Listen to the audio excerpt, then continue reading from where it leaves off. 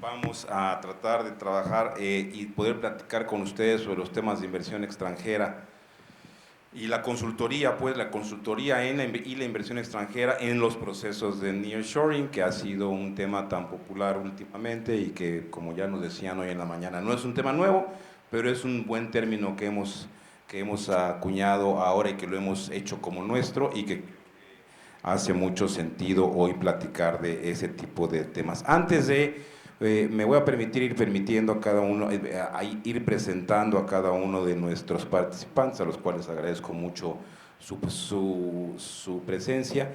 Pero antes de eso, pues me permito presentar a quien no está hoy, que está de manera remota y que nos hará alguna presentación en ese sentido, que es el ingeniero Olman Vargas. El ingeniero Olman Vargas es ingeniero civil, es graduado de la Universidad de Costa Rica, una persona muy reconocida en Costa Rica, fue presidente del Colegio Federado de Ingenieros y Arquitectos de Costa Rica y de la Federación de Colegios Profesionales Universitarios de Costa Rica.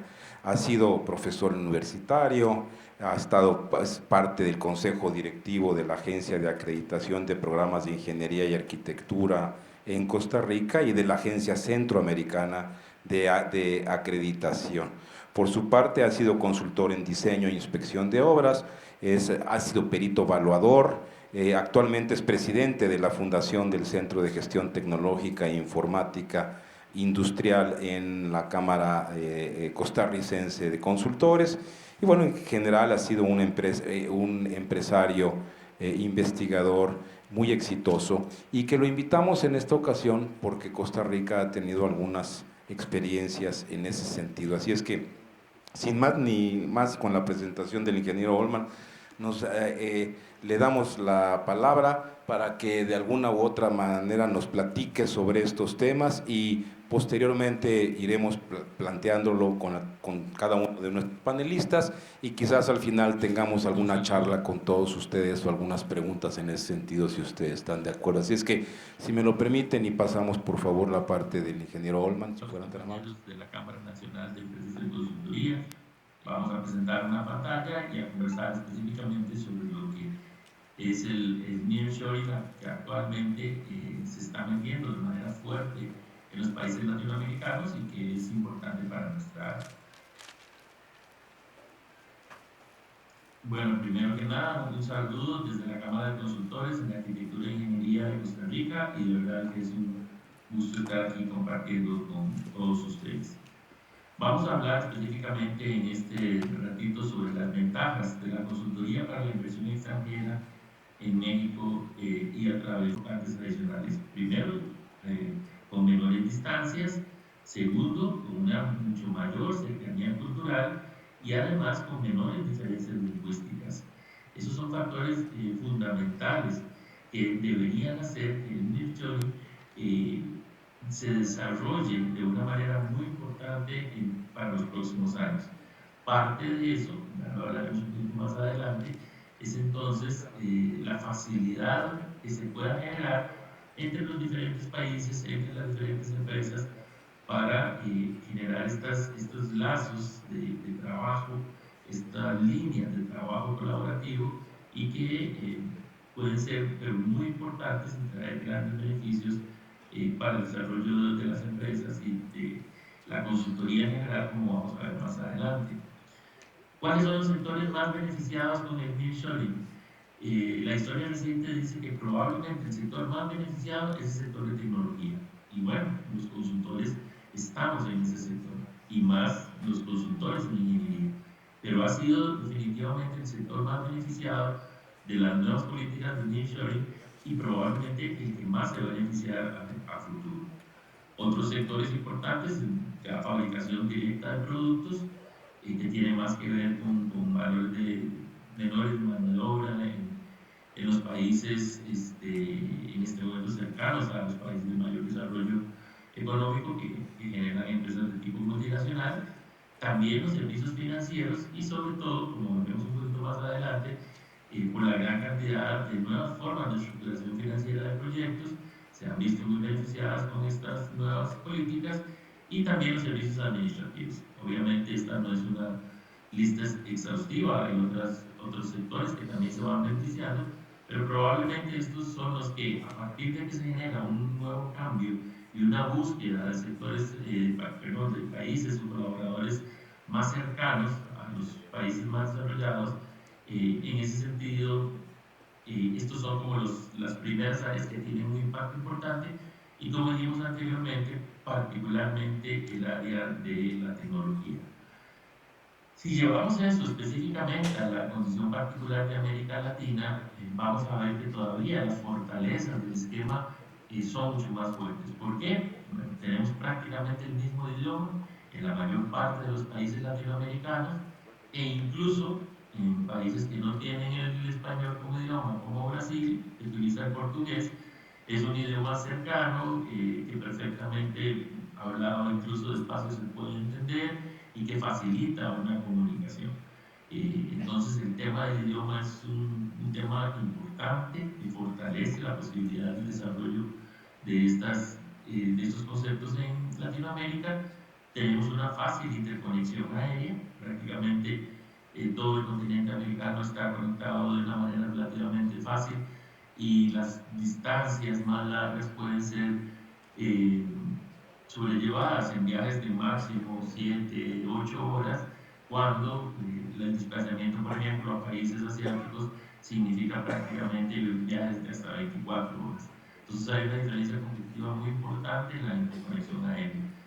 La virtualidad que vino a quedarse después de la pandemia, todo este proceso de virtualidad que incluso estamos utilizando nosotros en este momento, fue un proceso que se dio de manera, digamos, tímida antes del efecto de la pandemia, pero que ha empezado a tener un desarrollo muy importante después de la pandemia, que todas las empresas, los profesionales y que los consultores estamos utilizando, que ha desmitificado el problema de las distancias y los desplazamientos y en este momento también va a favorecer todos los procesos de nearshoring. Y que los niveles de educación que han subido mucho en América Latina es el área que en los últimos años más ha subido en alto desarrollo humano, según Naciones Unidas, y eso va a ayudar definitivamente. Para ser más específicos, en América Latina y en función de lo que son las políticas de nearshoring, el nivel de educación en el índice de desarrollo humano de Naciones Unidas, que es un índice que analiza diferentes aspectos, presenta 11 países en un alto desarrollo humano en América Latina. Ahí están los datos. Chile es el país en primer lugar con un punto 85.1, Argentina 8.30, Uruguay 8.04, Costa Rica 7.94, México 7.74. Y vean que entre los 5 primeros países de los 20 y tantos países que tiene América Latina, se encuentran Costa Rica y México, así que somos países altamente eh, utilizables dentro de esta política, e incluso los países que siguen mantienen buenos niveles de desarrollo humano, como Panamá con un punto 76, Colombia prácticamente igual, Perú un punto 75, Brasil un punto 75 y Ecuador también. Cierran estos 11 países con alto desarrollo humano, República Dominicana. A partir de ahí, el siguiente país, que es Paraguay, ya tiene un desarrollo medio, pero los países que siguen, que básicamente son los otros países centroamericanos, Bolivia, Paraguay, etcétera, todos mantienen un alto, pero un índice de desarrollo medio. Eso quiere decir que están dadas las condiciones a nivel de mano de obra, a nivel de profesionales, en Latinoamérica para generar un muy buen trabajo en atención a estos conceptos. Y para ir cerrando un poco específicamente sobre áreas particulares que nos pueden interesar a nosotros como consultores, obviamente primero que nada están las alianzas público-privadas, los procesos de concesiones, proyectos BOT, etcétera. Hay aproximadamente unas 10 figuras en la actualidad de alianzas público-privadas que en ese sentido estamos seguros van a ser muy beneficiadas de todo lo que es esta línea de trabajo. El diseño y generación de productos industriales, ¿verdad? Definitivamente es una de las áreas más directas que acceden a través de un nearshoring.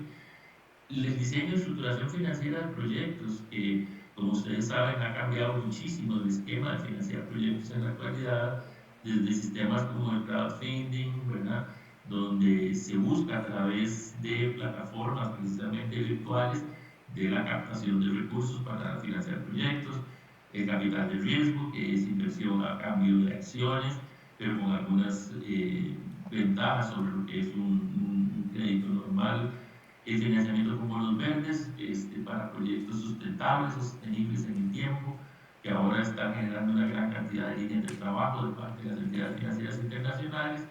El financiamiento estructurado, que son las figuras que se derivan, ¿verdad?, de financiamientos específicos, se definen una nueva cantidad de figuras, son financiamientos más complejos, pero se están dando, y bueno, ni se digan los microcréditos, que se dan sobre todo ahora a grupos pequeños que están haciendo emprendedorismo y que es muy importante, sobre todo para un contexto como el contexto latinoamericano. Entonces, toda esta estructuración financiera de proyectos definitivamente se ve muy beneficiada con estos esquemas. Y si ya entramos en procesos de más ingeniería dura, podríamos llamar de esa manera, ni se diga el efecto valiosísimo que se puede tener a través del nearshoring para el diseño y supervisión de sistemas sismoresistentes, que es un tema fundamental en América Latina, para el diseño y supervisión de obras de infraestructura vial, incluso aprovechando lo que han sido las experiencias de muchos países latinoamericanos con todo lo que es el desarrollo de concesiones, el diseño e inspección de obras sanitarias para llevar agua potable, mejorar todos los sistemas de aguas residuales en nuestras poblaciones, el diseño de obras para generación de energía. Hay algunos países líderes como Paraguay, Brasil, mismo Costa Rica, en todo lo que es la energía hidroeléctrica, y también un proceso que se ha venido desarrollando en nuestro país, que conocemos bien, que es la maquila de planos. Ya en este momento hay incluso importantes empresas en Costa Rica de arquitectura y de ingeniería civil que están dedicadas a hacer maquila de planos para procesos sobre todo en Canadá y Estados Unidos. Y bueno, concluyendo con el espacio que nos han dado, pensamos que este es un muy buen momento para el nearshoring en América Latina. Tenemos un efecto muy positivo de la virtualidad después de la pandemia.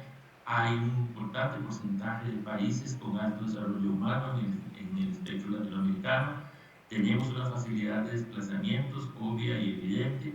Y en ese sentido, la importancia de las cámaras como las nuestras, como la americana, como la costarricense, para generar las alianzas, las redes de trabajo, el networking que llaman, es fundamental en ese sentido para favorecer los canales de comunicación entre empresas, para desarrollos financieros, y definitivamente tenemos que plantearnos en todas nuestras actividades a futuro cómo ir manejando específicamente toda esta temática y colaborando como cámaras en el desarrollo de estas redes de trabajo que son fundamentales para esto.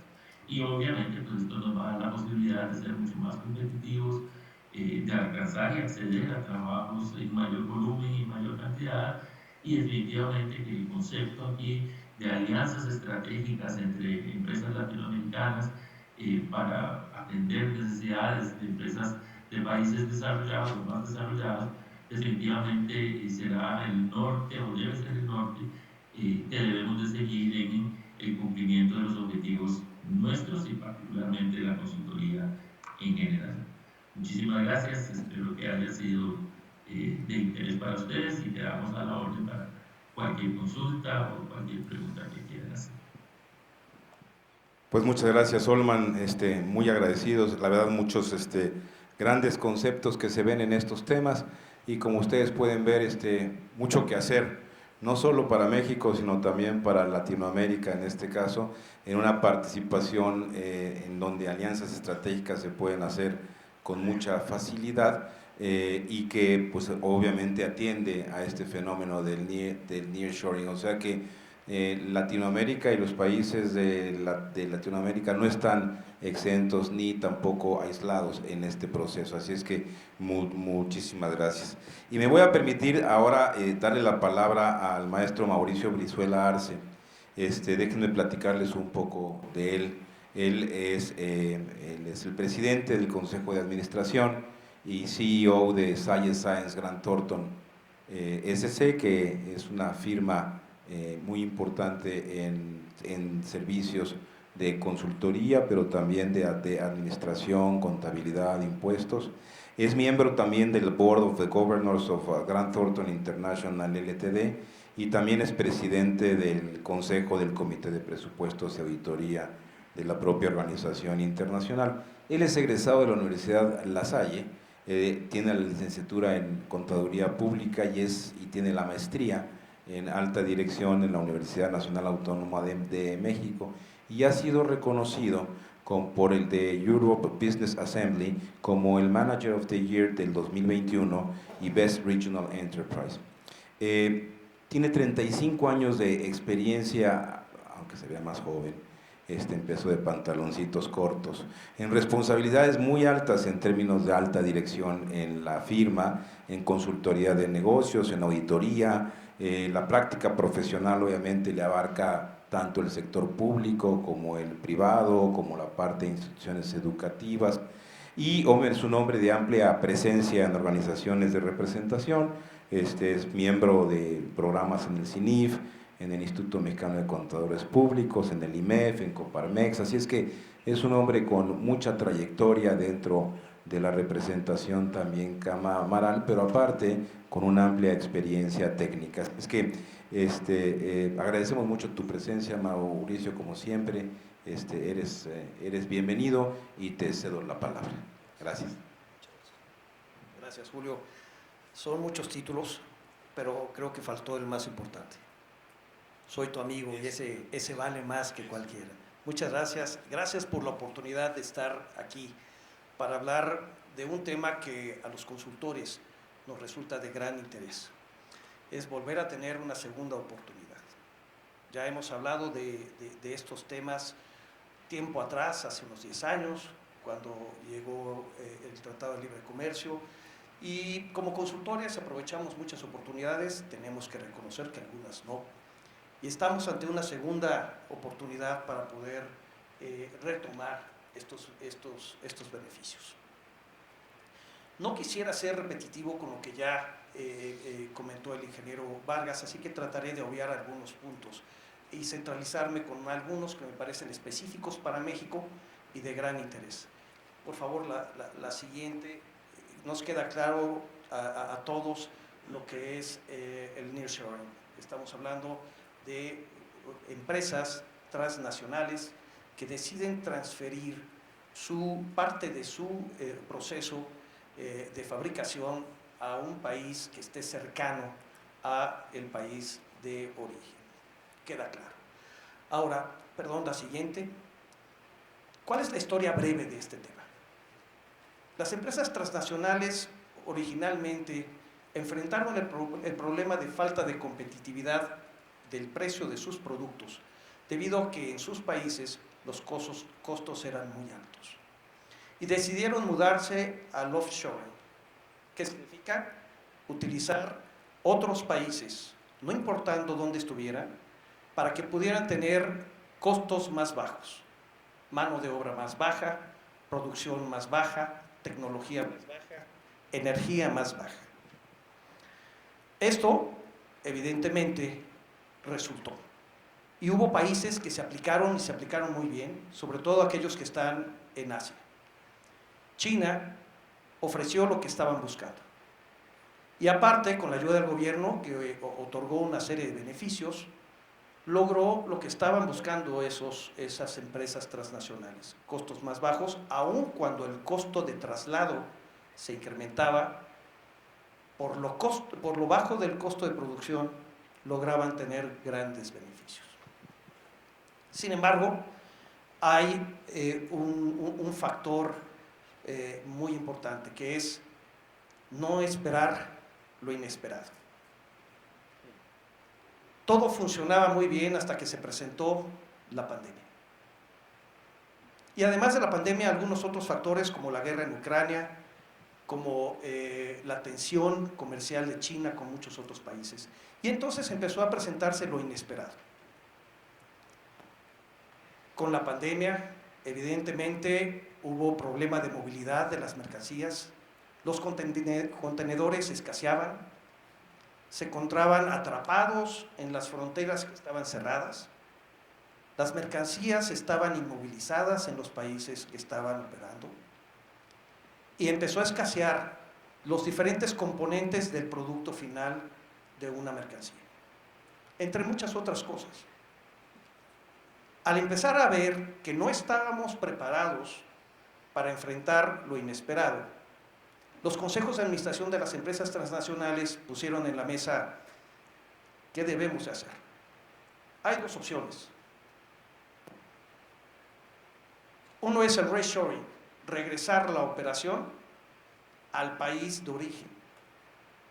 Y el segundo es, movamos nuevamente la operación, sigamos tercerizando fuera del país para aprovechar mejores costos, pero vámonos a países que estén cerca y que nos ofrezcan un gran beneficio que el outsourcing no me ofrece. La ventaja de reducir mi riesgo de problemas o situaciones inesperadas, como la pandemia. De estas dos decisiones, evidentemente, las compañías están analizando fuertemente cuáles son sus mejores opciones. Muchas están decidiendo quedarse en el sistema de offshoring, muchas, tratando de atenuar el riesgo de lo inesperado y jugándosela. Pero muchas otras empresas definitivamente ya no. En una publicación de un medio respetable de los Estados Unidos pude ver que el 50% de las empresas transnacionales en los Estados Unidos están ya movilizando su operación de fabricación de ciertos componentes de sus productos a otros países o regresándolos a el país de origen o acercándolos utilizando el nearshoring, el 50%, para poder evitar este riesgo que actualmente se está ofreciendo. Si bien es cierto que esto es lo que nos está generando este tema de moda, y por favor la siguiente, si son tan amables, tenemos que hablar de cuáles son las ventajas, hablando de México, que puede ofrecerle a Estados Unidos, Canadá o a otro país en otra región cercana a México, para que sea seleccionado como un país ideal para hacer el nearshoring. Bueno, son muchas. Podríamos hablar del tema laboral, ya lo platicó el ingeniero Vargas, donde hay una mano de obra calificada, donde hay mejores costos, inclusive más competitivos que China, que no es un halago. Sin embargo, estamos muy a la par con lo que es China.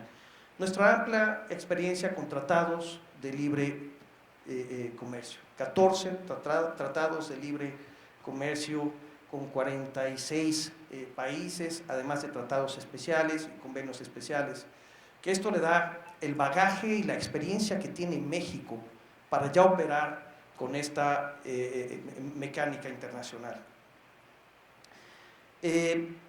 Evidentemente, trabajar con México baja los riesgos de logística. Todos los movimientos de mercancía se reducen de manera importante por razones obvias, pero también el tema de exceso de inventarios. Utilizando el offshoring es necesario optimizar el costo de traslado de tal manera que se sobresaturan los inventarios o los stocks de inventarios de las empresas operando en esos países para poder gastar menos en gastos de logística y transporte. Pero tener el inventario congelado cuesta y tiene un costo importante. Trabajar con México evidentemente ayuda a que se puede eficientar mejor el uso de los inventarios, bajando costos que están congelados. Nuevos mercados. México es puerta para Centroamérica y Sudamérica y se estarían acercando esos productos para una distribución mucho más efectiva y eficiente en nuevos mercados. Programas de fomento a la exportación, ya tenemos los programas de maquiladoras, que eso ayuda a quienes están interesados en trabajar en México para tener una mayor eficiencia, y muchos otros más. Quisiera mencionar uno que me parece muy importante, que es el bono demográfico. México es un país con 30.7 millones de jóvenes. Y esto aporta de manera muy importante para la operación del nearshoring. Como dato, estaba escuchando al subsecretario de Hacienda que compartía que se ha incrementado la demanda de espacios industriales para bodegas y lugares para fábricas en un 42% en relación del año pasado. Esto habla que México se está preparando. Las empresas mexicanas se están preparando y también inversión extranjera que está llegando y que se está incrementando fuertemente la demanda de bodegas y locales para operación en el nearshoring. Por favor, la siguiente. Tenemos grandes retos, por supuesto que sí. Hay cosas que ya se están haciendo en México y hay cosas que faltan por hacer. El gobierno está tomando decisiones y acciones muy específicas. También escuchaba al subsecretario de Hacienda que con la ayuda de NAFIN y del BID se han autorizado ya créditos específicos a las empresas que decidan operar en el sistema de nearshoring en el corredor interoceánico del Istmo de Tehuantepec. Y ya se tiene a través de NAFIN disponible $200 millones para apoyar a esas empresas. Ustedes saben muy bien, el gobierno está muy interesado en desarrollar la economía en la parte del sureste y por supuesto en el corredor. Esto es una buena noticia. Se están haciendo acciones, pero faltan más.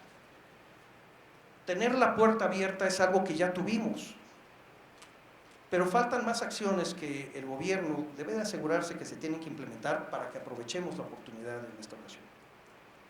Hay varias nubes que empiezan a nublar la posibilidad de que se explote, como todos queremos que se explote, la inversión extranjera a través de nearshoring. Uno es las políticas de Estado. El garantizar el Estado de Derecho a las empresas extranjeras que vienen a invertir y a poner su dinero en México. Los rumores se convierten a veces en una pesadilla y las empresas extranjeras dudan en si pueden invertir sus capitales en países donde no se sienten tan seguros del Estado de Derecho.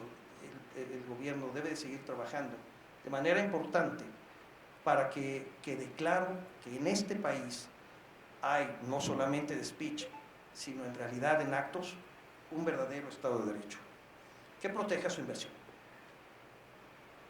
Seguridad. En todas las encuestas que ha hecho el Banco de México a las empresas mexicanas, el principal factor que inhibe la inversión en México es la seguridad. El segundo, la burocracia. Y el tercero, la corrupción. Mientras México siga trabajando de manera constante para poder garantizar a los inversionistas extranjeros este tipo de derechos, es que podremos tener un mejor aprovechamiento de esta oportunidad. Recursos naturales. Hemos escuchado, seguramente todos, argumentos que vienen desde Palacio Nacional, donde se opina que no se puede traer cierta inversión porque no hay recursos naturales, porque no hay agua, porque no hay infraestructura. Y si estamos listos para captar esa inversión, pero la realidad es que los recursos naturales fallan, la oportunidad se nos puede ir de las manos. Por favor, la siguiente. Vienen otros temas que también son un reto. Los beneficios que otros países otorgan son beneficios o créditos fiscales para las empresas que operan. Si bien es cierto que hay en la lista ciertos créditos para las empresas y que se hablan además de posibles créditos a través de NAFIN, sí es cierto también que nos faltan todavía la creación de más incentivos fiscales, aprovechar las estrategias y quitar la burocracia, que también es un tipo de impuesto. Me parece también, lo comentaba ya el ingeniero Vargas, como México, como país con personal calificado, el tema de personal bilingüe es un reto que debemos también de abordar las empresas de manera responsable para aprovechar los beneficios. Y vendrán otros temas, como el urbanismo, transporte, vivienda, en los lugares donde se establezcan las empresas. Porque no solamente es poner la fábrica, es cómo va a estar todo el proceso para que pueda establecerse la vivienda y la vida común de quienes van a estar trabajando para esas empresas. Finalmente, y la siguiente por favor, quisiera hacer un resumen desde la perspectiva de un servidor de las oportunidades que tenemos como consultores.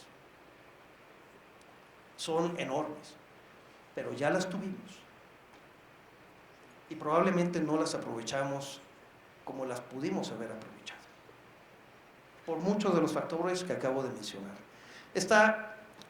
Hay una gran diversidad de servicios de consultoría que podemos dar, hablando tal vez desde la trinchera de un servidor, comercio exterior, fiscal, precios de transferencia, contabilidad, auditorías, una gran cantidad de servicios que se pueden dar, pero también están los actuarios, por supuesto los ingenieros, por supuesto también la gente experta en seguridad, planificación, una gran oportunidad que bien coordinados, quienes prestamos servicios de consultoría podemos aprovechar. Aprovechar a través de compartir con los nuevos actores nuestra experiencia y nuestras mejores prácticas. Porque las empresas podrán tener su propio personal, pero nunca la agilidad y nunca las mejores prácticas que los consultores que nos dedicamos a esto 100% podemos brindar a las empresas. Y con esto incrementar el éxito en una relación de ganar-ganar. Que funcione la inversión extranjera, que traerá más países, más empleos y mejores condiciones para el país. Y por supuesto, que quienes están invirtiendo su dinero tengan los beneficios económicos que esperan. Esto es lo que quería compartir con ustedes. Julio, gracias por la oportunidad del micrófono y estoy a sus órdenes. Primero, como en las áreas internacionales, coordinando la parte de política regulatoria, y luego fue vicepresidente de política regulatoria de la Comisión Nacional Bancaria y de Valores.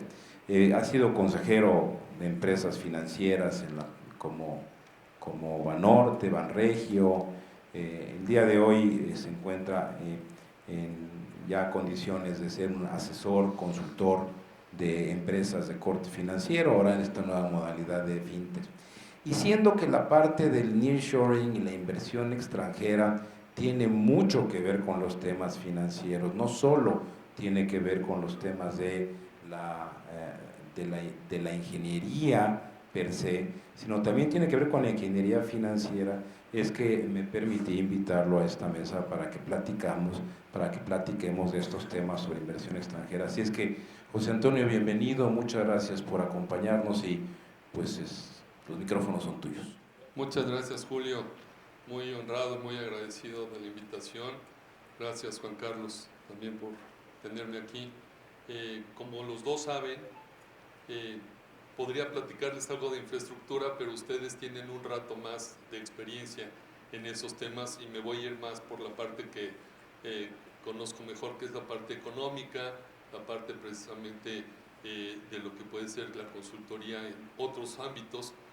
Y como yo estoy entre el subsecretario de la Comida y dejarles algo para que se acuerden de mí, hay 5 láminas, 5 fotos que yo quisiera que me ayudaran a dejarles el sabor de boca de lo que yo percibo que es precisamente la relocalización en este momento en México. Entonces, si quieres, vamos a la primera, en lo que proyectan la primera lámina.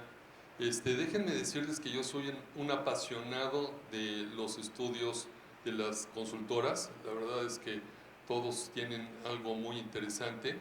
En particular lo produce la firma donde yo estuve 33 años, PwC, y en PwC tienen este estudio anual que presentan en Davos al principio del año. Y hay dos láminas que me impactaron de ese estudio de PwC. El primero, el que dice que el tema de los ESGs pues sí tiene preocupadas a todas las empresas. Sin embargo, si se trata de cuánto le están pagando al CEO en relación al cumplimiento de los ESGs, pues la realidad es que la vinculación está en porcentajes muy bajos de su bono. Entonces lo que es inclusión de la mujer, diversidad, ESG, todos los temas soft, en el discurso están muy arriba, en el bolsillo del CEO todavía no llegan, todavía no impactan. Otra lámina que de este estudio ustedes podrán encontrar que vale oro, es que dice que saben que en 10 años, y déjame si quieres esa lámina ahí, ahorita la abordo, que en 10 años los CEOs de estas multinacionales, que además, como bien sabe aquí Mauricio, luego los clientes de unos terminan siendo de otros porque por temas de independencia más o menos se van compartiendo entre las Big Four y las Big Eight los clientes. Bueno, los CEOs de estas corporaciones decían que en 10 años sus empresas sabían que no iban a estar haciendo el negocio ni iban a ser tan rentables como ahorita. Sin embargo, no estaban haciendo nada por cambiar el rumbo en el que se encontraban. Entonces eso me llamó mucho la atención, porque lo que les puedo decir es que la disrupción sin duda es global, y dentro de lo que se ha comentado, efectivamente hay un tema de relocalización que estamos viviendo en México, pero la relocalización que estamos viviendo, y bien lo explicaron mis colegas, se trata de empresas chinas, de empresas taiwanesas, de empresas de Corea del Sur, de empresas que están viendo en México el potencial que muchas veces mis compañeros connacionales no estamos viendo. Y pongo esto porque si ustedes vieran la ecuación que yo vi en la Comisión Nacional Bancaria de todos los dineros de empresarios mexicanos que salieron al principio de este sexenio, es impresionante. Y sin embargo el día de ayer tuvimos récord 2016, 16.76 el tipo de cambio de compra de la divisa. Entonces, ¿qué está pasando con eso? Hay muchos flujos saliendo, hay muchos flujos entrando.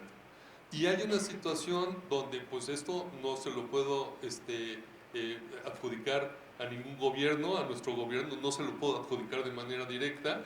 Sin embargo, la situación del país está permitiendo una economía que dentro de todo lo que vemos en Latinoamérica, déjenme decirlo, es estable. Yo sé que ustedes están con el Jesús en la boca como empresarios y las tasas de interés nos están comiendo. Además, ya salió a decir ayer el presidente de la FED que vamos para 2 años de tasas altas. Así que si no le bajan allá, tampoco le vamos a bajar acá. Pero lo que les quiero decir es que a pesar de todo, el entorno no está tan complicado como en otros lugares más septentrionales, ¿no? Al mismo tiempo, quisiera decirles que sí hay dinero, mucho dinero, para todo lo que corresponde a estas transiciones energéticas, a estos cambios que podemos tener en la economía, para todo lo que hemos estado discutiendo en la relocalización. Sí hay dinero, y hay una iniciativa que es importantísima, ya no sé si calificarla como iniciativa, como ley, que pasó un viernes hace casi un mes, donde con todo el paquete el Congreso lo aprobó y después pues le echaron para atrás, pero no está claro si están en vigor o no están en vigor. Varias ya están publicadas en el diario oficial, y es esta iniciativa de modificación a la ley del mercado de valores, y en su caso de que no estuviera, en septiembre se ratificaría, así que va a pasar porque va a pasar. Pero lo que les quiero decir es que ahí viene una modificación a la ley del mercado de valores para permitir las colocaciones privadas. Esto en los Estados Unidos se conoce como los 144A, que son colocaciones casi tan exigentes como las IPOs, sin embargo simplemente entre particulares, y eso debe de agilizar muchísimo a las pymes y MIPYMES. Entonces se va a dirigir a un mercado muy específico la MIB, la Bolsa, la Viva, están haciendo muchos foros precisamente de cómo preparar a las empresas que quieran ir a estas colocaciones privadas, y como ya alguien comentó, la parte de las obligaciones en México ha sido un mercado muy boyante y es el más grande de Latinoamérica en obligaciones. En la parte de bolsa pública, pues sí estamos a nivel de hace 20 años y cada día deslistándose más. De hecho, me he dedicado un tiempo a la parte de gobierno corporativo y mucha gente no cree en el gobierno corporativo porque dice, si funcionara, habría más empresas públicas.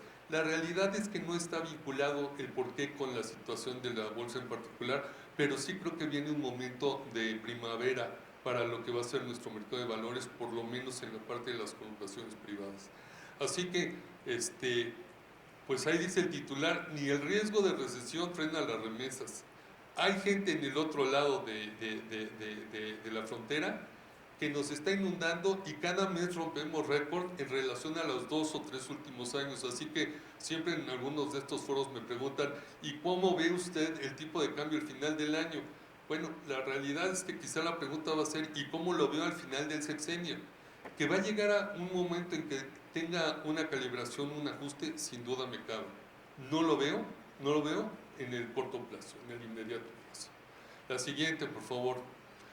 Entonces, si ya asumimos el tema de, y qué lástima que la foto está muy cortita, pero si ya asumimos el tema de que la economía dentro de todo está en estándares estables, viene lo que Mauricio tocó con toda certeza, que es un Estado tiene que proporcionar 4 cosas, por lo menos 4 cosas, y a diferencia del panel anterior, yo te diría, Julio, yo soy muy simplista.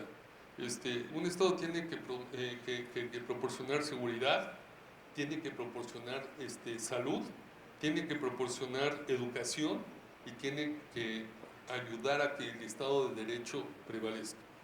Bueno, yo ya te diría, el tema de la salud, con todo lo que está pasando, ya cada quien se está manejando como su razón le da.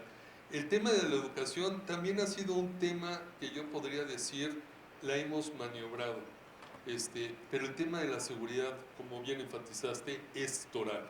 Si habilitamos el tema de la seguridad, todo se va a destrabar y todo va a fluir.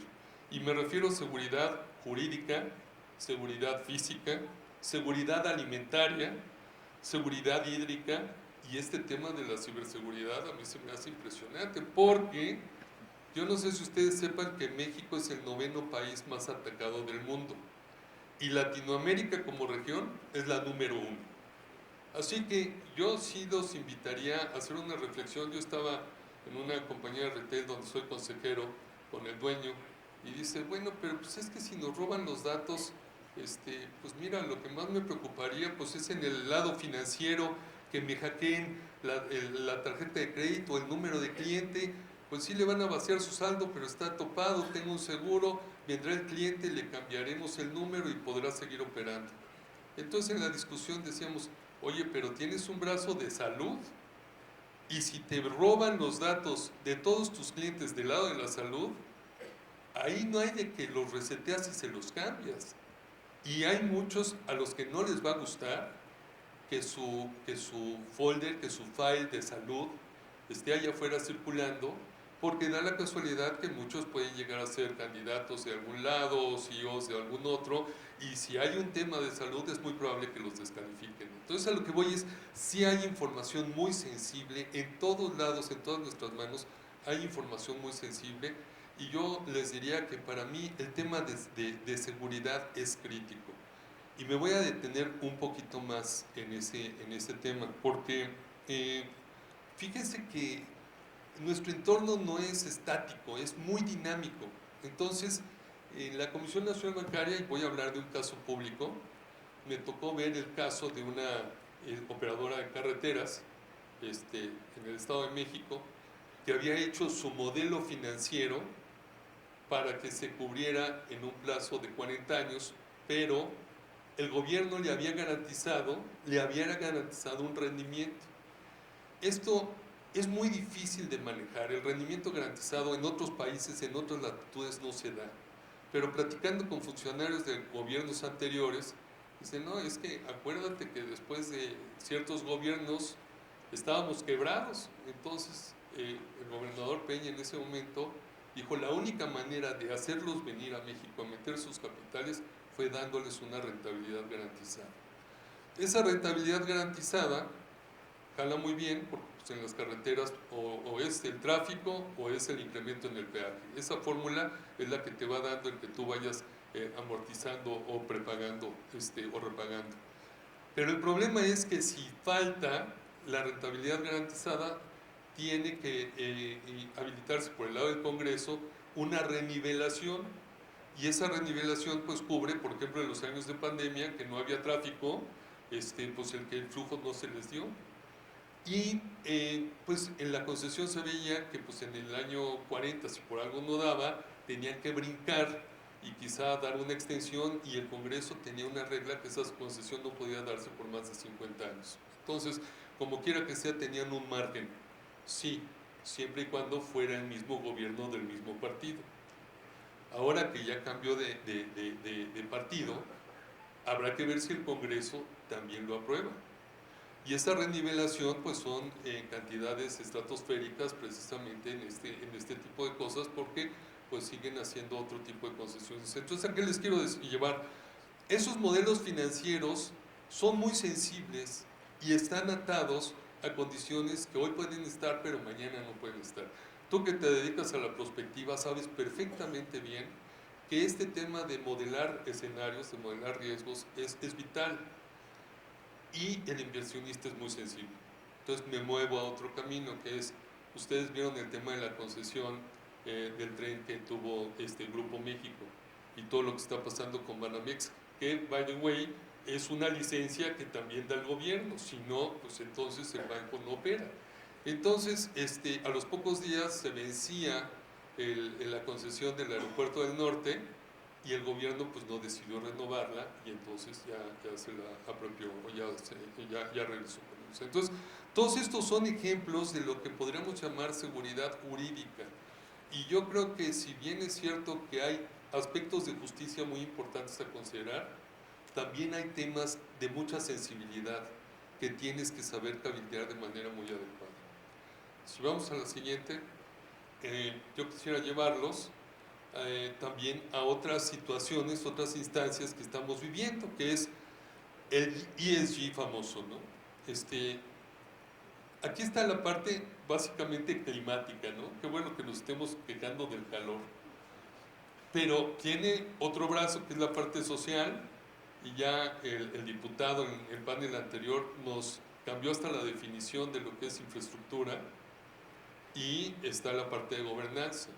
Entonces, yo sí les quisiera decir que en la parte social, pues tenemos toda una dinámica que tenemos que considerar para que no vivamos los casos de Constellation Brands, que de pronto los relocalizan porque allá la población no los quería, o el tema de las mismas minas que pueden empezar a tener cierres muy importantes, o lo que es peor, ¿no? Eso sí ya no me había tocado en la experiencia, que sea un gobernador incitando a la población esta mañana pues ir precisamente a las compañías que guardan los granos, ¿no? Entonces hay que ser muy cuidadosos precisamente en cómo tratas al inversionista, porque si no se redunda en dos cosas: o en una muy alta tasa de riesgo que hace que el proyecto se vuelva casi inviable, o en que no venga la inversión, y eso ninguna de las dos le conviene a la población, ¿no? Y finalmente la siguiente, que yo creo que esta también se me hace muy interesante. Alejandro, que estuvo en el panel anterior, estuvo conmigo en esta sesión hace una semana, donde en el CCE se juntaron a 5 de los gobernadores de los estados fronterizos. Me llamó mucho la atención porque precisamente Reforma al día siguiente le dedicó un pedacito así chiquito a lo que se había expuesto, y se me hizo muy interesante ver que no se habían tocado algunos de los temas que se me hacían tan relevantes, precisamente hablando de relocalización. Y en ese sentido, algunos datos: los 5 estados fronterizos de México y los 5 estados fronterizos de los Estados Unidos hacen la cuarta economía mundial del mundo, o sea, mundial, perdón. Otro dato que es muy importante, el tema de lo que representa ya le llaman Calibaja, que eso para mí fue nuevo, que ya es California y Baja California Norte. Esa zona tiene en Mexicali pues la relocalización precisamente de una serie de semiconductores de empresas asiáticas como Skyworks o Infineon, que están apostándole, no cifras como la de Tesla, pero son entre 2.000 y 3.000 millones de dólares. Y ahí caigo. Fíjense que el estado de Nuevo León al principio del año tenía un presupuesto de inversión extranjera directa de 150 millones de pesos. Cuando se da lo de Tesla, la inversión es de 20.000 millones de dólares. Entonces, yo digo, las dimensiones son abrumadoras y aquí el tema es, ¿qué representa el tener un Tesla ahí? Pues representa todo. Representa que ya Nuevo León se encareció de tal manera y el recurso humano es tan caro ahora para ciertas posiciones que se volvió ya muy escaso. Entonces está buscando derramar hacia Coahuila, está buscando derramar hacia San Luis Potosí, que obviamente está ávido, y hay muchas cosas que necesitamos, y en una de las láminas lo tocaste y lo dijo alguno de los gobernadores. Ya no pido que sepan de metaverso y de inteligencia artificial con que sean bilingües, con que hablen inglés. A mí me llamó mucho la atención, y tú como consultor lo sabes, en la parte de ciberseguridad, hay trabajos de muy alta escala, de muy alta gama, de los que sí cobran en millones de dólares, que pueden estar trabajando en México desde donde quieran. Desde Washington está el general Petros ahí haciendo la consultoría de ciberseguridad. Ya no tienen que venir aquí para trabajar aquí. Como los ciberhackers tampoco están aquí y están operando desde otros lados. Pero por otro lado, en el currículum no aparece tan claro, pero una de las experiencias más vívidas que tuve, y ahí conocí por ejemplo a Ana Carreón, es que en la Escuela de Negocios del TEC, la de Business School, todos los ingenieros que sacamos tienen una merma hacia el mercado laboral porque cerca del 45-50 terminan fuera del país. Entonces nos quedamos con muy pocos ingenieros aquí en México para las necesidades que estamos teniendo. Y la otra derivada es que a todos los chicos de cierto segmento de educación le hemos hablado tan mal del país que lo que buscan es localizarse también ellos en Canadá, en Estados Unidos y en otros lados. Entonces, ¿qué sucede? Que nuestro faltante pues se vuelve más grande y entonces estamos recibiendo venezolanos, peruanos, argentinos, y lo que es más curioso es que pues claro, si tú buscas americanos para que vengan a México, pues estamos con la lista de los lugares a los que no deben ir de paseo, ¿no? Pero si tú traes un ingeniero ucraniano, un ingeniero croata, se vienen rapidito. Entonces a lo que voy es que las necesidades tarde o temprano se van a cubrir porque ahí está la demanda. Entonces es muy importante que sepamos aprovechar sí el momento. Decía Luis de la Calle que nosotros los mexicanos no estamos haciendo mucho por nosotros en la relocalización, pero nuestra gran virtud es estar en el vecindario correcto. Y creo que tiene mucha razón. Creo que con tantito que hiciéramos, detonaríamos, y de nuevo habilitando algunas válvulas como el tema de la seguridad, el que este país fuera mucho más rápido. Y hay otras cosas que se van a dar de manera natural. ¿A qué me refiero? Hablaban es que la informalidad en la economía, eso no me quita el sueño. Realmente con un gobierno de este sesgo, podría haber una reforma fiscal relativamente sencilla para incorporarlos a la formalidad. Hay muchas fórmulas que podemos instrumentar para arreglar otros problemas, el de la seguridad. Y creo que esas son, no sé si hay otra lámina por ahí, creo que esas son todas, ¿verdad? Yo los dejo con esa conclusión. El tema de Chihuahua, su calificación crediticia se mejoró de BBB a menos, o sea, pueden emitir papel más barato. Lo que les decía yo de Nuevo León y lo que les decía yo de la parte de la iniciativa de ley, para mí se me hacen muy relevantes.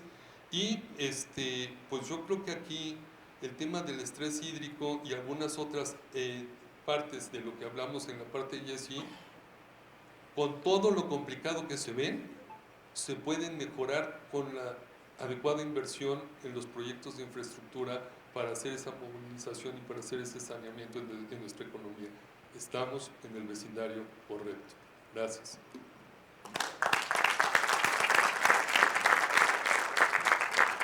Muy bien, buen concepto para terminar, mi estimado José Antonio, la verdad, muy interesante. El foro se abre para alguna pregunta, algún comentario que alguien tenga, ya sea de manera escrita o sea de manera verbal, como ustedes gusten. Pero mientras ustedes piensan si quieren participar en este proceso, pues sí preguntarles a los dos, al que me quiera contestar, porque la verdad es que pues este proceso de relocalización, nearshoring, esto pues tiene una gran cantidad de oportunidades, como hemos visto, como nos decía Olman, Mauricio, tú, José Antonio, hay una gran cantidad de oportunidades que se están abriendo en diferentes segmentos, pero también hay muchas limitaciones. Ya veíamos el tema de la seguridad, ya vemos el tema del capital humano, ¿no? Ya vemos el tema de la normatividad, ya vemos el tema de la infraestructura, los espacios que comentabas, también tiene un alto nivel de limitaciones en las cuales, pues más que limitaciones diría yo, estas áreas de oportunidad en las que tenemos que trabajar. Y yo aquí nada más les lanzo la preguntita un poco capciosa: ¿cómo los consultores, cuál es el rol de los consultores, cómo deberíamos de participar los consultores en un proceso en el que existe con grandes oportunidades, que trae una atracción tremenda, porque va a pasos aceleradísimos, y que hay que subirse en él? Hay que subirse a esa ola. De lo contrario, los consultores extranjeros, frente a la inversión extranjera, son los que van a tener las utilidades o van a ser los que van a ganar estos procesos. ¿Cómo las empresas de consultoría, que hoy estamos aquí, es parte de la convención, cuál sería nuestra responsabilidad, o ustedes qué sugerencias pudieran dar a las empresas consultoras para poder abordar este tema? Se los dejo como una preguntita. Yo creo que la pregunta que estás haciendo, Julio, es la pregunta. Ante todo este cóctel de situaciones que tenemos, de ventajas y desventajas, nosotros como consultores, ¿qué podemos hacer? Bueno, hay cosas que no podemos necesariamente influir, no como consultores, sí como ciudadanos, que es lograr un Estado de Derecho. Esto me parece, y lo pongo en la parte de arriba de la lista, porque nadie va a invertir su dinero en un lugar donde sienta que no importa el éxito que pueda tener el negocio, que pueda tener su operación, se puede ir en 2 segundos. Pero como consultores sí podemos, como mencionaba yo hace un momento, aportar con el know-how, con dar experiencia práctica, mejores prácticas a estas empresas que no necesariamente son expertos en ellos. Ellos son expertos en la generación y en la producción de su mercancía. Nosotros como consultores tenemos el tiempo, la dedicación, la experiencia, el foco para poderlos llevar a un buen término, estando cerca de ellos. Pero sobre todo, Julio, si me permites decirlo así, haciéndonos visibles. Tenemos que hacernos visibles los consultores, tenemos que levantar la mano y poder promocionar todo aquello en lo que podemos ayudar en las diferentes prácticas. Lo hacemos, pero hay que hacerlo todavía más, porque el paquete es grande y hay que aprovecharlo. Pero sé que me vas a complementar muy bien, por favor. Pues, gracias, Mauricio. La realidad es que yo lo que he notado es que hay un apetito de consultores extranjeros de tener una vinculación con México. Entonces, en temas ESG he visto varios chilenos, he visto varios colombianos que sienten que tienen algunos pasos adelantados porque sus regulaciones cambiaron antes, por poner un ejemplo, ¿no? En temas de ciberseguridad también hay países que tienen israelitas que tienen realmente un know-how muy particular. Por ejemplo, el caso de Grant Thornton es parte de una firma internacional. Yo creo que lo que tenemos que hacer aquí es traer más a los baluartes que conocemos que tienen nuestras distintas firmas y poder desarrollar el talento local de manera muy rápida en las áreas donde no tenemos expertise. En las áreas que sí tenemos expertise, que son muchas, yo creo que, ¿por qué nos están llamando? ¿Por qué nos están buscando? El caso de Citibanamex a mí me encanta y déjame decirte que no es el único caso que he visto de subsidiarias americanas que ven el mercado local muy fácil y cuando llegan se enfrentan con pared a mucha burocracia, muchas regulaciones, temas que en sus países no enfrentan, etcétera, y por eso es que nosotros tenemos que embonar para ayudarlos a que el caso de negocio se dé, porque hacer negocios en México tiene particularidades muy importantes y si no sabemos transmitírselas, si no sabemos ver por qué la mancuerna es afortunada, van a llevarse un desencanto, van a terminar saliendo y de nuevo el tema de Citi puede tener muchas connotaciones adicionales, su estrategia de desinversión, etcétera, etcétera, pero lo que están viviendo para el proceso de venta es una pesadilla, verdaderamente les ha ido tirando el valor y de nuevo lo cito porque es un caso público, pero hay otros casos que si no entran con el talento local se pueden llevar sorpresas desagradables. Pues muy interesante, habrá que formar la comisión ahora en la Cámara, Juan Carlos, habrá que formar la comisión de contacto con el nearshoring, porque es muy cierto que estar visible, el tener un buen catálogo de consultores que puedan dar este tipo de servicios que lo necesitan tanto, pues es fundamental. Pues luego creo que el tiempo se nos va. Yo quisiera de alguna manera agradecerles muchísimo a Olma, a Mauricio, a José Antonio, su participación. Han sido muy generosos en poder compartir con nosotros y con el público pues este tipo de temas que son tan interesantes, sobre todo que nos deben de abrir esta mente para poder ir caminando en este proceso y hay que hacerlo de manera rápida, ¿no? Así es que les agradecemos mucho su presencia. Si me permiten, les vamos a dar un pequeño reconocimiento y pues muchas gracias a todos, muchas gracias. Se entregan reconocimientos al maestro Mauricio Brizuela, al maestro José Antonio Quesada Palacios y por supuesto también un reconocimiento para el ingeniero, para nuestro moderador Julio Alejandro Millán.